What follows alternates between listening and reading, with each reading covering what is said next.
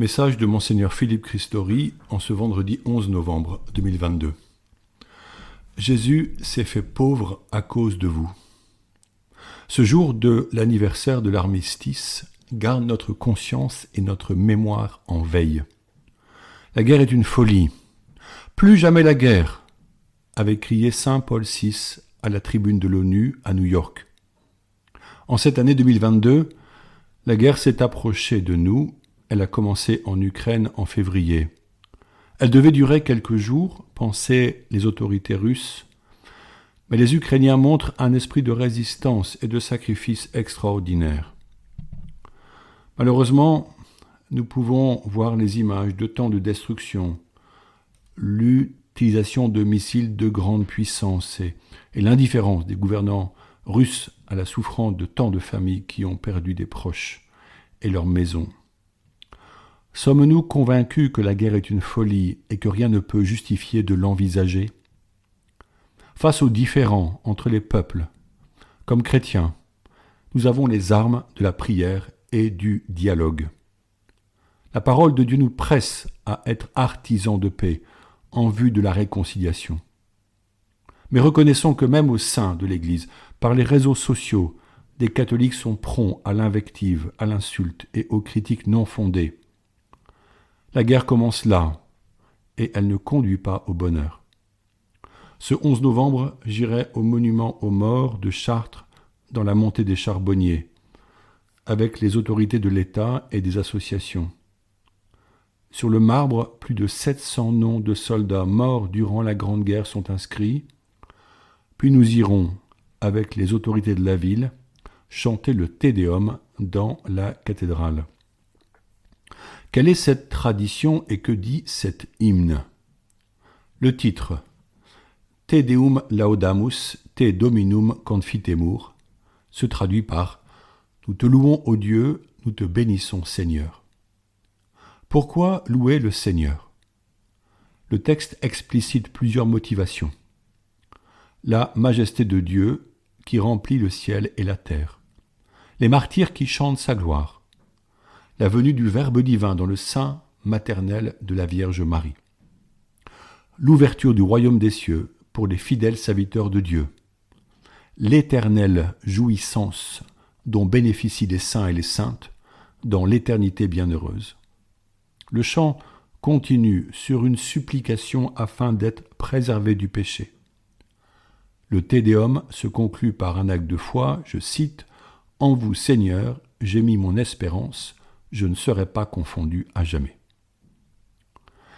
Alors que ce chant retentira sous les voûtes de la cathédrale, qui parmi les personnalités rassemblées fera un authentique acte de foi en la grandeur de Dieu ? Prions-nous assez pour la paix qui vient par Jésus-Christ. Il la propose, et je cite, « Je vous laisse la paix, je vous donne ma paix. Ce n'est pas à la manière du monde que je vous la donne. » Jean 14, au verset 27. Je crains que beaucoup de nos décideurs politiques omettent cet appel pressant. Si certains parmi vous portent des responsabilités politiques au niveau des communes, des départements, voire au niveau national, je vous conjure de prendre du temps pour prier dans tous ces lieux de gouvernance. Si la notion de laïcité vous prive de le faire vocalement et publiquement, retirez-vous dans votre chambre intérieure et demandez au Saint-Esprit de vous conduire. Ainsi, en tout temps et en tout lieu, une prière sera offerte au Seigneur pour sa gloire et pour la paix. Dimanche prochain, le 13 novembre, ce sera la journée des pauvres. Pas tant une journée pour eux qu'une journée avec eux. Proposée depuis quelques années par le pape François, c'est une occasion de vivre des rencontres fraternelles. Les paroisses prieront pour les personnes en précarité et, je l'espère, leur donneront une place de choix dans la liturgie dominicale. Les familles ouvriront leurs portes, accueilleront ceux qui sont seuls.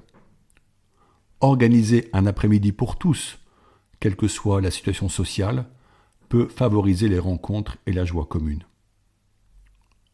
Cependant, nous pourrions nous demander ce qu'est la pauvreté. Elle n'est pas forcément synonyme de manque de nourriture ou des biens de consommation de base. En effet, l'être humain vit de relations sociales. Dans une vie que je qualifierais de normale, les relations sont multiples.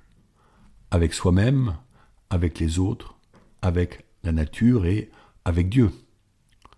Quand l'homme vit ces 4 relations, ne trouve-t-il pas un équilibre physique, affectif et spirituel, source de joie et de satisfaction? Alors si l'absence de relation se fait sentir, si le cadre de vie exclut la proximité avec des amis ou des parents, n'est-ce pas là la réelle pauvreté?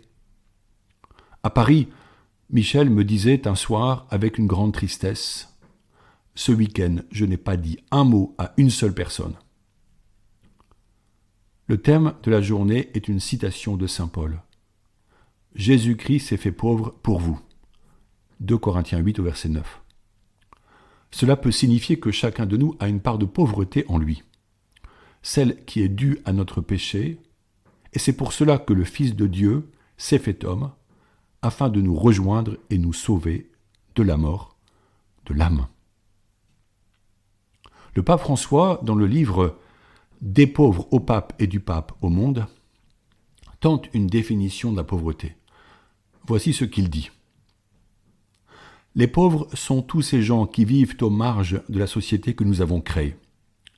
Ce sont tous ceux qui sont aux marges de l'affection, qui se sentent exclus d'une communauté affective. C'est celui que sa famille a placé dans un foyer parce qu'il l'encombrait, ou parce qu'il était vieux, ou sans ressources. Bref, toute personne qui, d'une manière ou d'une autre, se trouve affectivement séparée de la société. Je ne dis pas effectivement, mais bien affectivement. Le pape parle aussi de personnes riches qui sont en réalité de pauvres types, comme cet homme, parent de sa propre famille, qui, à sa mort, avait demandé que l'on mette ses biens dans son cercueil, car il ne voulait pas les donner, au point qu'on eut du mal à fermer le cercueil. Là est une grande pauvreté. De nombreuses personnes sont engagées sur tous les fronts de la pauvreté. Dans sa lettre de confirmation, une adolescente disait avoir donné tous les vêtements dont elle n'avait pas l'usage pour les victimes de la guerre en Ukraine. Le Secours catholique est animé par plus de 60 000 bénévoles. Beaucoup parmi nous, membres de l'Église, œuvrent souvent dans la discrétion pour des proches ou des voisins. Nous avons besoin de tant de talents, et je ne peux que vous encourager à donner de votre personne, car vous trouverez la joie et vous donnerez du bonheur. L'amour fraternel est un enjeu capital dont les premiers bénéficiaires doivent être les pauvres. Jésus nous a dit « Les pauvres, vous en aurez toujours avec vous ». En effet, même si nous avons de gros moyens financiers dans nos pays développés, le besoin d'humanité est criant. Notre culture occidentale, pourtant tellement élaborée, crée de nombreux lieux de pauvreté et d'exclusion, même si beaucoup de belles réalisations adviennent pour favoriser une vie harmonieuse. S'il fallait une preuve de ce que je dis, les 15 000 suicides annuels hurlent en silence dans notre pays. Je n'oublie pas nos anciens dans les maisons de retraite et les personnes vivant recluses à domicile. Mais j'insiste sur l'urgence d'aider les jeunes qui vivent aux marges de la société et qui se voient sans avenir. Comment les soutenir? Comment leur ouvrir une voie heureuse pour que leur talent ne soit pas enfoui sous le fumier de nos indifférences? Comment leur donner une chance? Au moins 3 patronages ont été récemment créés par des paroisses. Cela est déjà un début de réponse, et tant mieux. Personnellement, je me vois démuni, mais ensemble, ne pourrions-nous pas trouver quelques réponses? La diaconie diocésaine est une instance permettant de nous rencontrer et de mettre en commun nos bonnes volontés. Au nom de Jésus, refusons toute forme d'indifférence ou de négligence envers les personnes précaires. Prions pour discerner ce qui est possible. Ouvrons nos cœurs, nos églises, nos salles paroissiales, pour que ces personnes pauvres nous disent ce dont elles ont besoin, quel serait leur plus grand désir, comment elles veulent se construire un avenir. Cela, nous ne pouvons pas le faire à leur place, ni leur imposer nos solutions. C'est ensemble qu'il nous faut avancer avec patience, courage et audace. Enfin, je désire mentionner une grande pauvreté, celle de la souffrance chez les personnes victimes d'abus, de quelque sorte qu'ils soient. L'Église porte une part de responsabilité par les actes de clercs et de laïcs œuvrant en son sein, par l'indifférence passée envers les victimes de ces drames, par le silence coupable de certains responsables. Tant de personnes et d'enfants continuent à subir les violences de grands jeunes et d'adultes qui leur volent leur innocence et les blessent profondément, surtout au sein des familles et en certains lieux d'activité scolaire ou sociale. La journée des pauvres peut être l'occasion de les écouter en leur disant que leur parole est importante et que la porte de nos communautés ecclésiales leur est ouverte.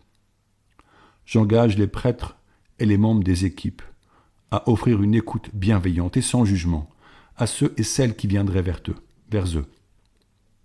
Jésus fut le premier, en contradiction avec les attitudes culturelles de son époque, à se mettre à l'écoute et au service des personnes jugées impures et infréquentables, les lépreux, les prostituées, les publicains, les grabataires, les adultères, les étrangers, etc.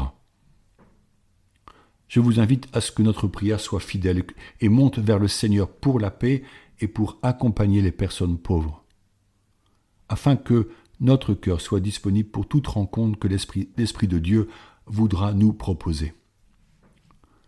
En guise de prière, je vous donne à méditer ces mots de saint Charles de Foucauld, cités par le pape François dans son message pour la Journée des pauvres 2022.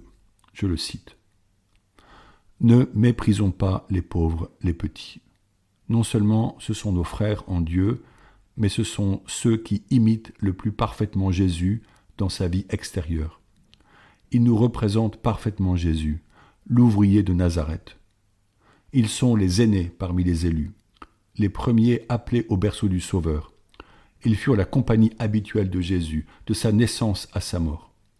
Honorons-les, honorons en eux les images de Jésus et de ses saints parents.